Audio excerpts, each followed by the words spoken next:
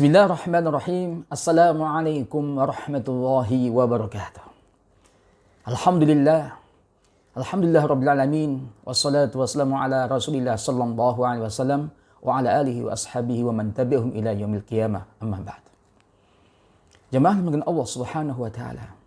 Alhamdulillah kita bisa ditemukan kembali oleh Allah Subhanahu wa taala setelah Ramadan kemarin. Tentunya kita masih dalam luar biasa nikmat-nikmat Allah Subhanahu wa taala. Banyak nikmat yang kita masih kita rasakan sampai saat ini. Perlu kita optimalkan kembali untuk Allah Subhanahu wa taala. Dan sekalian, dalam kehidupan yang fana ini perlu ada sebuah keseimbangan. Ya, doa kita dalam surat Al-Baqarah ayat 201. Wa minhum may yaqul rabbana atina fid dunya hasanah wa fil akhirati hasanah wa qina adzabannar. Ini juga bentuk keseimbangan. Kita minta kebaikan dalam kehidupan yang fana ini dan juga kebaikan dalam akhirat kita. Ya sekalian, keseimbangan sangat penting. Hatta kaitan dengan ibadah kita harus seimbang. Kita gunakan nikmat-nikmat Allah Subhanahu wa taala, waktu kita, kesehatan kita sesuai dengan porsinya. Ya, ini sangat penting. Gak mungkin kita menggunakan satu malam full kita gunakan untuk beribadah pada Allah Subhanahu wa taala. Kemudian setiap hari kita puasa terus. Nanti ada arahan-arahan Rasulullah sallallahu alaihi wasallam kepada beberapa sahabatnya yang melakukan puasa setahun, setiap hari puasa, kemudian setiap malam melakukan apa? Qiyamul lail. Bukan hanya minal lail, tapi fil lail kullih. Termasuk sahabat Abdullah ibn Amr ibn As radhiyallahu anhum. Jamaah mungkin Allah Subhanahu wa taala. Maka perlu keseimbangan dalam beribadah, dalam beramal-amal sangat penting. Ya kan? Sama juga kalau kita menggunakan semuanya waktu kita untuk kerja tanpa ada ibadah, tanpa ada zikir, itu enggak seimbang juga. Coba kita perhatikan Al-Hadis An-Nabawi, sabda Nabi Muhammad sallallahu alaihi wasallam yang diriwayatkan oleh Al-Imam Al-Bukhari, Al-Imam Tirmidzi, Al-Imam Ahmad dan juga Imam Ibnu Majah dan juga Imam Ad-Darimi. Dari sahabat Ibnu Abbas. An Ibnu Abbas radhiyallahu anhuma qala Rasulullah sallallahu alaihi wasallam, nikmatani maghburun fihima katsirun minan nas, as-sihhatu wal faragh. Jemaah mungkin Allah Subhanahu wa taala, ada dua nikmat yang dimana banyak manusia tertipu. Ya, tidak menggunakan dua nikmat ini yang luar biasa secara baik. Apa itu? As-sihhah. Ya, kesehatan kita. Alhamdulillah, Masya Allah, dalam kondisi saat ini, ya, COVID-19 kita masih sehat. Ini luar biasa, nikmat yang luar biasa jemaah sekalian. Wal faragh, waktu luang. Ada waktu. Hidup ini kan kaitan dengan waktu-waktu kita ini.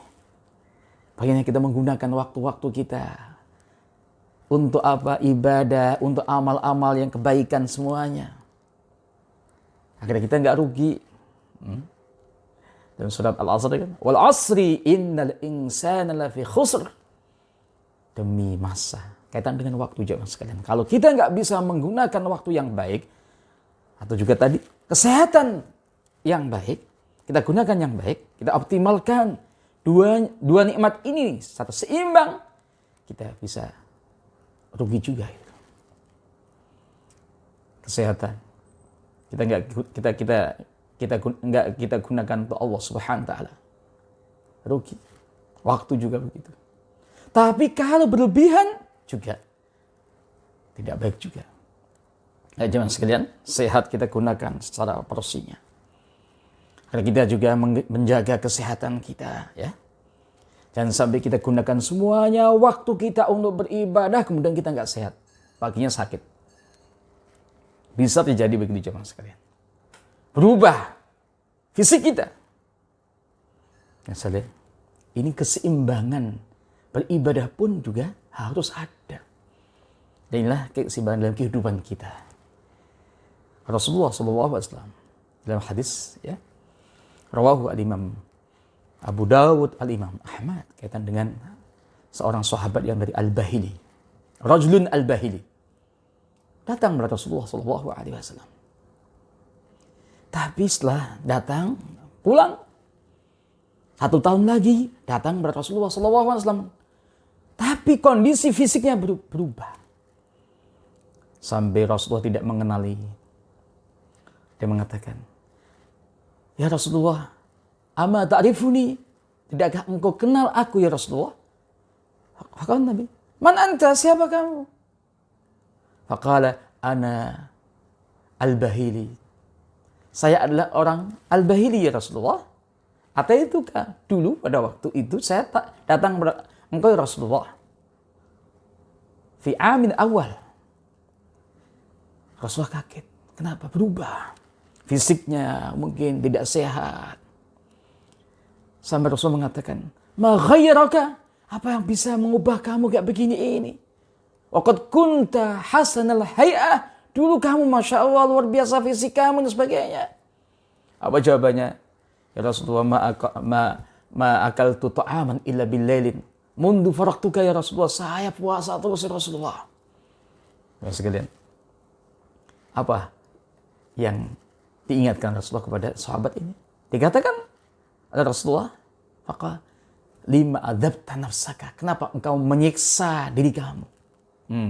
Ya sekalian, luar biasa. Puasa ibadah.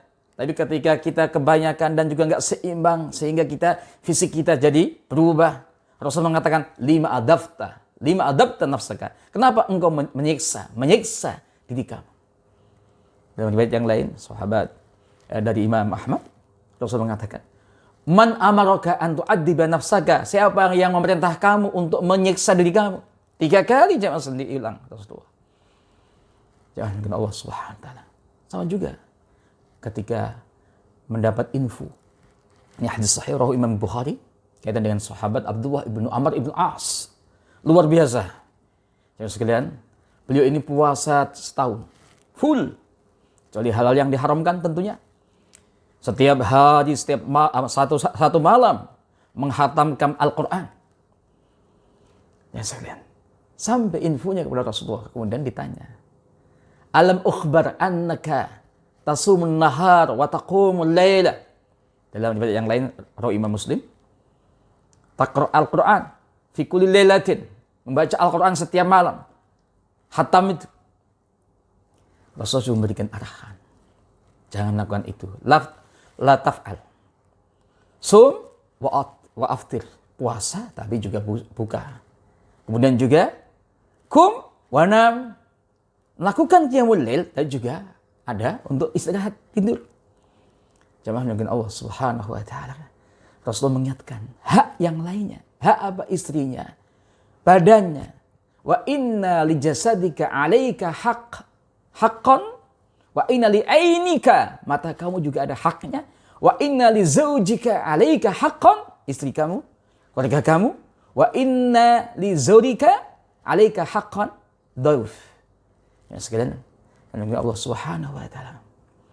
Artinya meskipun kita melakukan sesuatu yang luar biasa, meskipun ya semua ulama mengatakan kalau kita mampu, nggak bisa tidak melakukan ibadah yang luar biasa, ya setiap malam kita menggunakan waktu-waktu itu untuk Allah Subhanahu wa taala, tapi sehat, fisik kita luar biasa, terjaga, semua ulama mengatakan tidak ada masalah.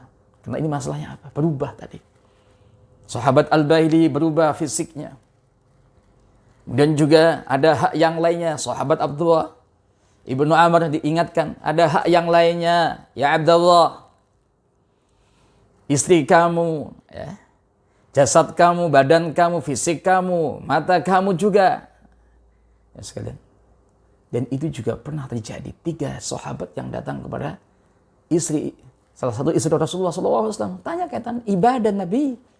Ibadahnya Rasulullah kayak apa? Kemudian ketika ditunjukkan begini, mereka merasa kecil sekali. Mereka mengatakan, "Aina nahnu minan Nabi sallallahu alaihi wasallam?" Bagaimana kami?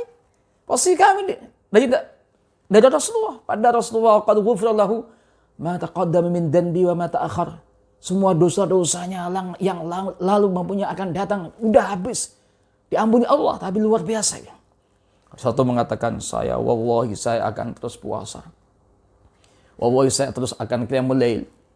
Wallahi saya terus menjauhi wanita. Jadi maksudnya apa? Tidak mau nikah. Rasulullah datang. Kalian semuanya yang mengatakan ini. Qultum kadza wa kadza. Wallahi inni akhsyakum lillahi wa atqakum. Aku adalah orang yang paling takut pada Allah dan juga orang paling yang takwa pada Allah Subhanahu wa taala. Walakinni akan tetapi aku puasa. Wa uftir dan juga aku tidak puasa. Enggak seluruhnya kita puasa. Aku juga qiyamul lail usolli wa arqud dan juga saya tidur dan juga aku menikah. Jamaah yang dengan Allah Subhanahu wa taala. Bahkan dalam hadis itu disebutkan ini rawi Imam Bukhari. Sunnah Rasulullah. Man raghiba an sunnati falaysa minni. Barang siapa yang membenci sunnahku, dia bukan dari aku.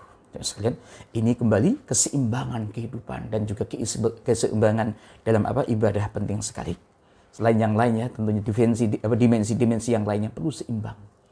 Amal, kerja, ibadah dan lain sebagainya untuk keluarga kita, untuk anak kita, untuk masyarakat kita dan juga untuk bangsa ini. Harus ada sebuah keseimbangan. Tawazun dalam hidup ini sangat penting.